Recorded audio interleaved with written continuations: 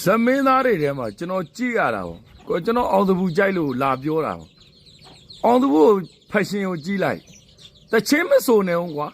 သူ့ရဲ့ fashion ကိုပဲကြည့်လိုက်သူ့ရဲ့ပုံမှန်တဲ့နဲ့သူ့ရဲ့ fashion တွေကဘလောက်ကြည့်လို့ကြက်တည်ရှိတာတော့သူ့အတန်ကောင်းတာမကောင်းတာတွေပြောမနေနဲ့မင်းတို့တခုပြောလိုက်အောင်မယ် model show လျှောက်တာမင်းဘယ်ကောင်တချင်းဆိုပြီးလျှောက်တာရှိလို့လဲ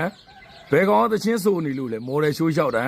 သူတို့ဝတ်တဲ့ fashion ကိုပဲကြည့်ပြီးတော့တွားကြည့်ပြီးလက်ခုပ်တီးကြတာမဟုတ်ဘူးလားဟမ်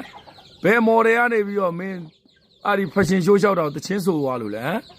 သူအတန်ကောင်းတာမကောင်းတာတွေကနောက်တာသူ့ရဲ့ fashion ကိုကြည့်နေဟိုတဲ့ကြက်တည်ရှိတယ်အခုကိုဖိုးချစ်တို့ငါတို့ငငယ်တွေကကိုဖိုးချစ်တို့တကယ်ကိုဟန်သာမိုးဝင်းတို့ဟုတ်လားသူတို့ကြည့်ရတာတွေကအစင်မပြေဘူးဟိုတောသားတွေဟိုတုန်းကဟို